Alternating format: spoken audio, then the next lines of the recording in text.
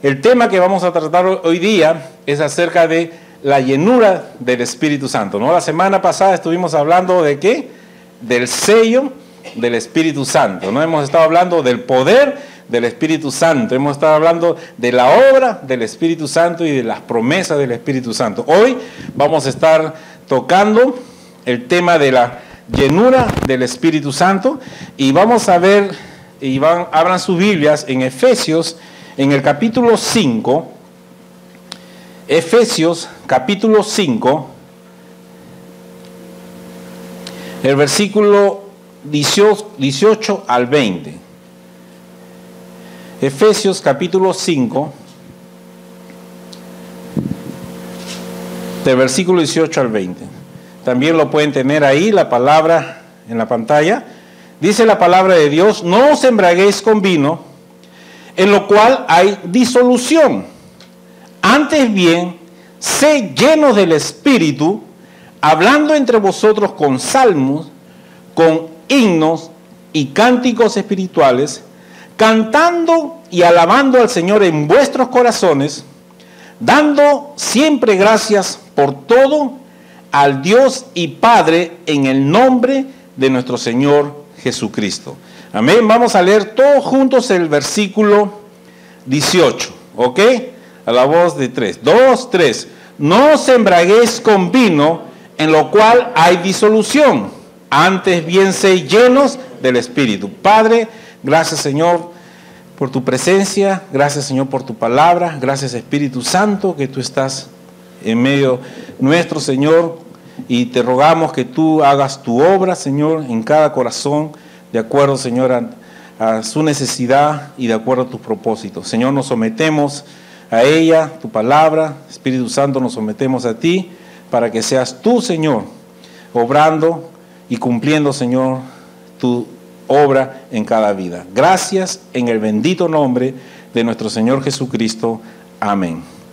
Hermanos, en este pasaje vemos una prohibición y un mandato, ¿no? Especialmente en el versículo 18. Dice la prohibición que no os embriaguéis con vino, y el mandato dice, sé llenos del Espíritu Santo. Una de las cosas, hermano, que nosotros, para poder entender este versículo y este pasaje, tenemos que entender también el contexto en que Pablo estaba escribiendo a la iglesia.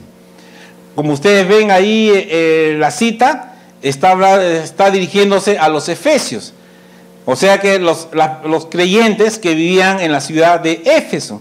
¿Y qué era la ciudad de Éfeso? La ciudad de Éfeso era una ciudad que estaba situada en Asia Menor, lo que es ahora Turquía. Y era una de las ciudades principales de aquella región.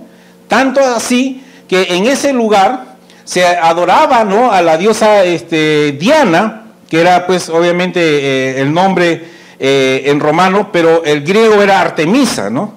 Entonces, cuando ustedes escuchen la palabra Artemisa en griego y la diosa Diana en romano, van ustedes, es lo mismo. Entonces, ahí se adoraba a esta diosa. Y era tanto así que cuando Pablo fue a predicar el Evangelio, la gente que vivía de esa idolatría y que vendían las estatuas para adquirir un bien económico, cuando Pablo les fue a predicar a ellos y la gente se volvía al Señor Jesús, ellos hicieron un complot porque les estaba yendo su negocio y trataron no de apedrearlo, de perseguirlo y expulsarlo al apóstol Pablo que estaba predicando en esa ciudad. Y ustedes pueden ver ahí, ahí he puesto algunas fotos, ahí encontramos el mapa del antiguo, del centro del Mediterráneo, y Efesios está en la parte de arriba. Vamos a ver si llego con esto, pero está más o menos donde señala la flechita roja, no sé si lo verán por ahí. Ahí está la ciudad de Éfeso, ¿ok? Bien, ahí esa era una de las ciudades principales que se encontraba en ese lugar. Y la diosa Diana, obviamente, tenía un templo que había sido construido por las personas que idolatraban ese lugar. Podemos pasar el siguiente. Bueno, son las las fuentes, ¿cómo le llaman? Colgantes, que encontramos que era una de las 7 maravillas que encontramos en los tiempos antiguos. El siguiente, ahí está el templo de la diosa Diana, ¿no? O Artemisa, y ese templo es donde todas las personas iban a adorar, y en las afueras ahí era donde Pablo comenzaba a predicar el evangelio.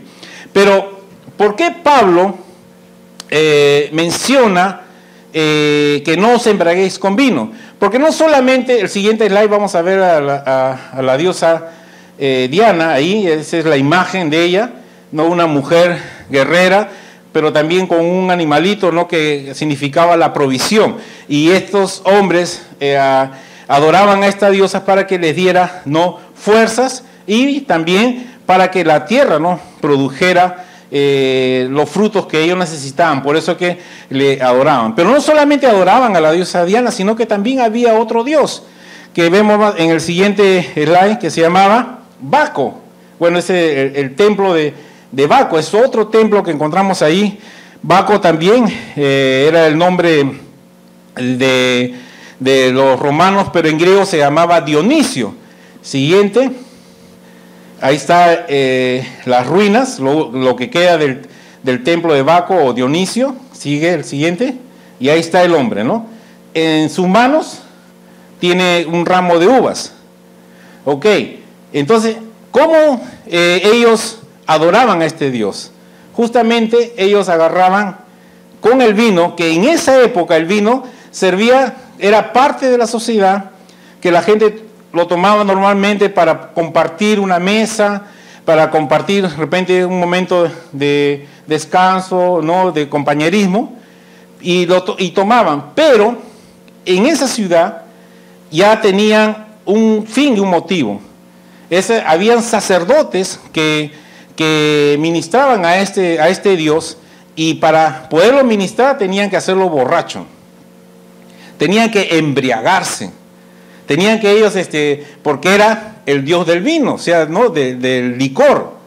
Y la gente le adoraba, o sea que cuando se iban al templo, no le traían, pues, no, traían vinos, pero era para no tomar y, como dice, hasta lo último, quedar totalmente embriagado, ¿no? Entonces vemos ahí cómo esa ciudad era bien idólatra, ¿no? Pero tenía estos dos principales ¿cómo se llama? Ídolos que adoraban. Y cuando Pablo está hablando acerca de que no os embriaguéis con vino, en lo cual hay disolución, esa palabra, hermano, disolución, tiene que ver justamente con la actitud de estos hombres que adoraban a este dios Dionisio o Baco, ¿no?, en Romanos. Significaba una vida desenfrenada, una vida abandonada a los excesos y el libertinaje. Mira qué interesante, hermano.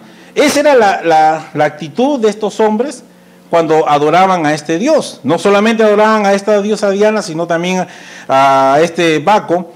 Y era una vida desenfrenada, no tenía control, una vida que se iba a los excesos y el libertinaje.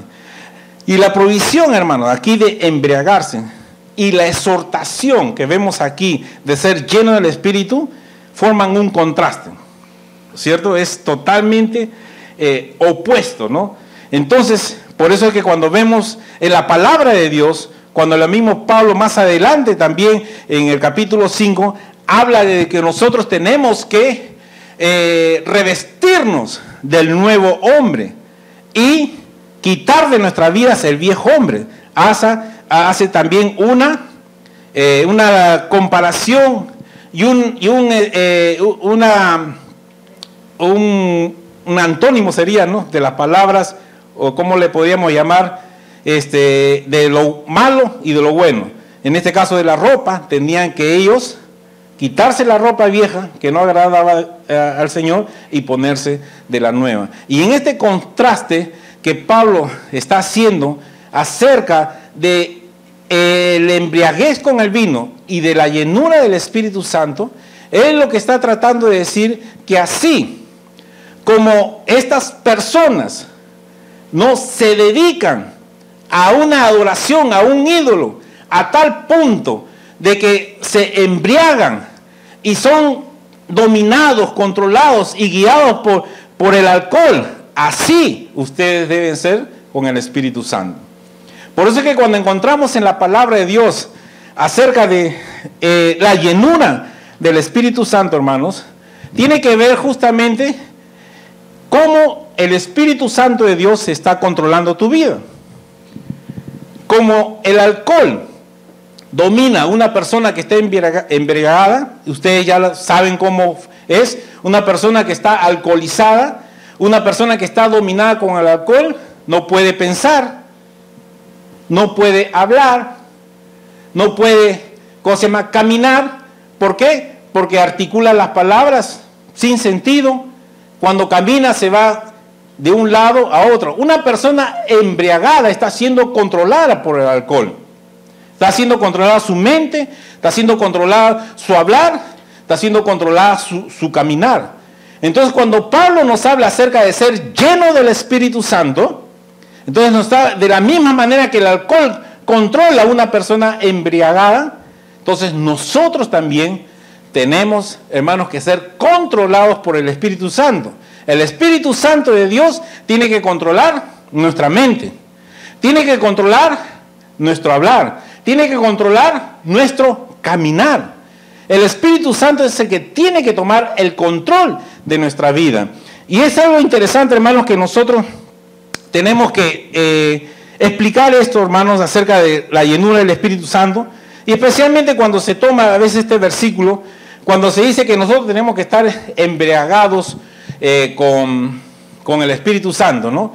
Y a veces hay actitudes de las personas que están buscando, Señor, lléname, ¿no? Embriágame, ¿no? De tal manera que yo pueda estar borracho. Mira, ahí en Hechos, en el capítulo 2, cuando vemos de que la gente le decía, estas personas están con mosto, ¿no? Están embriagadas, porque habían sido llenos del Espíritu Santo. Entonces ustedes también tienen que hacer lo mismo, tienen que estar embriagados del Espíritu. Pero la Biblia no dice esto. Si ustedes leen bien el capítulo 2, quienes decían estas cosas eran las personas que se estaban burlando. Las personas que se burlaban de los discípulos, de la manifestación del poder del Espíritu Santo, ellos son los que expresaban eso. Pero la gente, que creyó, veía más bien las maravillas de Dios. No hablaban acerca de que ellos estaban borrachos. Ellos estaban maravillados de cómo el Espíritu Santo de Dios le hacía hablar en otros idiomas. No habían de diferentes nacionalidades. Entonces no hay que tomarnos de un pasaje para nosotros estar enseñando algo que la Biblia no nos enseña. O sea, no nosotros aprendamos y estemos nosotros, ¿cómo se llama?, aceptando ese tipo de enseñanzas porque la Biblia no lo dice.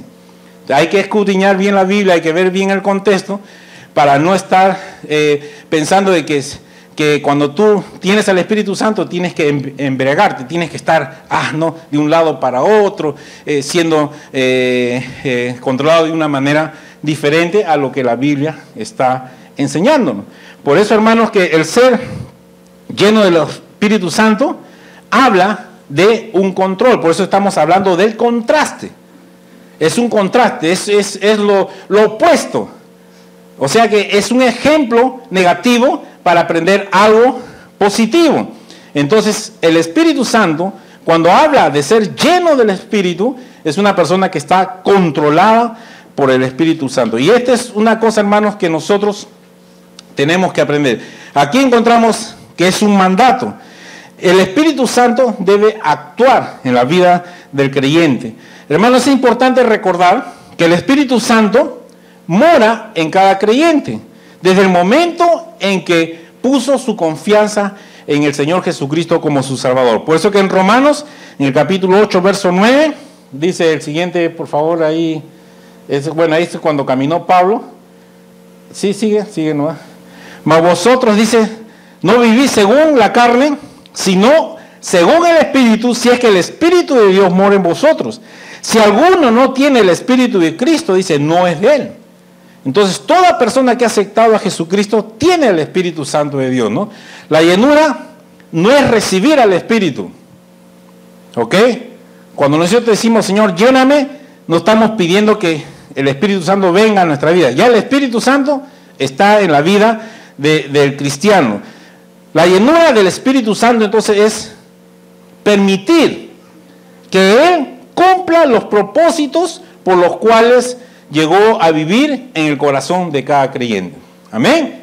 La llenura es permitir que el Espíritu Santo de Dios cumpla los propósitos por lo que llegó a vivir en nuestro corazón. No debemos pensar, hermanos, que el cristiano que es lleno actúa como una persona que ha perdido el control de sí mismo. No, hermanos. El fruto del Espíritu, cuando vemos ahí en Gálatas en el capítulo 5, en el verso 21-22, dice, mas el fruto del Espíritu dice que es amor, no, es gozo, es paz, paciencia, benignidad, bondad, fe, mansedumbre. Hermanos, habla de templanza, dominio propio, habla de paciencia, todas estas características que son propias del ser humano. Entonces, cuando el Espíritu Santo, hermano, toca nuestra vida, no es que Él va a actuar sobre nosotros para que nosotros actuemos como un robot, sino que nosotros, hermanos, tenemos que aceptar el señorío de Dios en nuestras vidas, aceptar que la presencia de Dios está en nuestro corazón y que nosotros, a través de Él, podamos ser dirigidos para que nosotros actuemos de acuerdo a la palabra del Señor. Hermanos, una persona que está sin el control del Espíritu Santo es una persona que, hermanos, no está siendo guiada por Dios. Una persona que está siendo guiada por otro espíritu contrario a los propósitos del Señor. Ahora, la pregunta es, entonces, ¿cómo yo puedo ser lleno del Espíritu?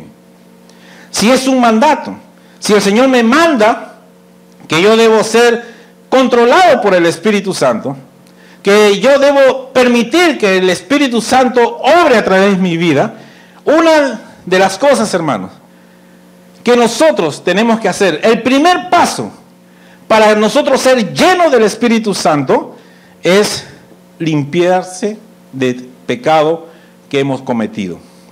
Porque ese es el obstáculo de la comunión con Dios y el control del Espíritu. Hermanos, el pecado obstruye, impide la obra de Dios en nuestras vidas y el control del Espíritu Santo.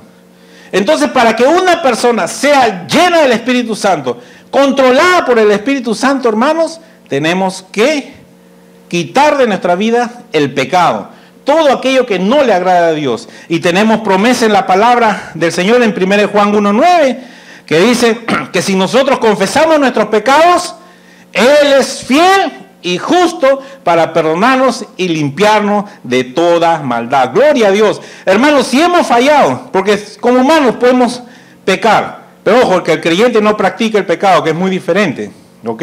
Pero podemos pecar. La práctica es cuando tú te deleitas en el pecado y no quieres reconocer tu error delante de la presencia del Señor. Entonces, pero un hijo de Dios que es redarguido por el Espíritu, por su presencia, entonces uno se da cuenta cuando ha fallado, porque está en una comunión con Dios. Inmediatamente, sabiendo que el pecado va a impedir una correcta comunión con Dios, inmediatamente recurrimos a esta gloriosa promesa que el Señor Jesús nos ha dado, que si nosotros confesamos nuestros pecados, Él es fiel, Él es justo, dice, para limpiarnos de toda maldad. Aleluya. Hermanos, no podemos permitir el pecado en nuestras vidas, porque si no, el Espíritu Santo no va a obrar en nuestra vida. Hemos hablado la semana pasada que la presencia del Espíritu Santo está en nuestras vidas. A Dios le ha placido venir a morar en la vida de un cristiano, de un creyente que ha aceptado a Jesús como su Salvador. La Biblia dice que somos templo del Espíritu Santo. Entonces, no podemos, hermanos, vivir en pecado. Tenemos que confesar. Si hemos fallado, inmediatamente tenemos que confesar, porque si no confesamos, hermanos, ya el Espíritu Santo de Dios no va a controlar tu vida, sino que es el pecado que lo controla Satanás. ¿Qué es lo que quieres? ¿Que Satanás controle tu vida o que el Espíritu Santo de Dios controle tu vida? El Espíritu Santo de Dios tiene que controlar nuestra vida. Entonces tenemos que quitar el pecado de nuestra vida. El cristiano, hermano, debe renunciar a un espíritu rebelde y egocéntrico, hermano, que desea hacer su propia voluntad. Otra de las cosas es esto también, hermano, que a Dios no le agrada. Cuando nosotros queremos hacer nuestra voluntad, cuando nosotros pensamos que las cosas de Dios se hacen a nuestra manera, y cuando pensamos que Dios hace las cosas de nuestra manera, entonces la soberbia, hermanos, llega a la vida del hombre. Porque dice, ¿no? Claro, Dios me ayudó, pero en el interior ellos se sienten poderosos, por mí fue, ¿no? Tengo una iglesia tan grande, por mí, por mi ministerio, ¿no? Usan la palabra eso, ¿no? Por mi ministerio. ¿Qué ministerio, hermano? El único ministerio que hay es Jesús. Todo lo que nosotros hacemos solamente es por la obra de Dios, hermano. Es por el poder de Dios. No es nuestro. Entonces, hermano, otra de las cosas que Dios pide de nosotros es la humildad. Es, hermano, que nosotros seamos sensibles al Señor. Y para esto tenemos que, como dice la palabra de Dios, os ruego, hermanos, el siguiente.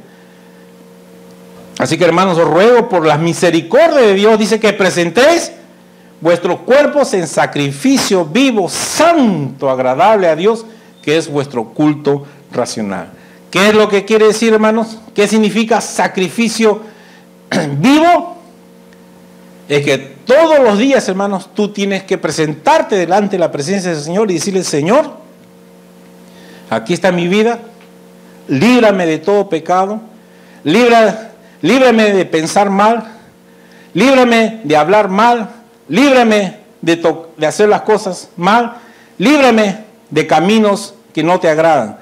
Hermanos, todos los días nosotros tenemos que hacer ese sacrificio vivo delante del Señor. Tenemos que presentarnos delante de Dios y ponernos en sus manos, para que sea Él en nosotros obrando y no nosotros. Porque así Dios, hermanos, va a obrar y va a cumplir su propósito. Entonces el Señor va a poder controlar tu vida para su propósito. Y déjeme decirte, hermanos, que cuando el Espíritu Santo de Dios controla tu vida, cuanto más control tiene en las áreas de tu vida, más lleno eres. ¿Quieres ser lleno del Espíritu? Déjate controlar. Más lleno del Espíritu, más control. Más lleno del Espíritu, más control. ¿Me dejo entender? No solamente déjale un 10% de tu vida al control del Espíritu Santo. No, Él quiere 20, 30, 40, 50. Él quiere el 100% de nuestras vidas controladas por el Espíritu Santo. Aleluya. Por eso, hermanos, el pecado, hermanos, el orgullo, porque el Señor ve de lejos al altivo, al orgulloso, pero dice al humilde. ¿Cómo dice? Lo exalta, ¿ok? Al humilde de corazón. Hermanos, y tercero, tenemos que depender, hermanos, del poder del Espíritu en nuestra vida. Dependencia total del Espíritu. No de nuestra propia sabiduría y fuerza humana para obedecer a Dios. Note, hermanos, que la promesa que se hace aquí en Gálatas, en el capítulo 5, dice, andad en el Espíritu y no satisfagáis los deseos de la carne. Hermanos, una persona que se llena de la palabra de Dios, la medita, la obedece, entonces esa persona, ese cristiano, es motivado y guiado a tomar las mejores decisiones en la vida.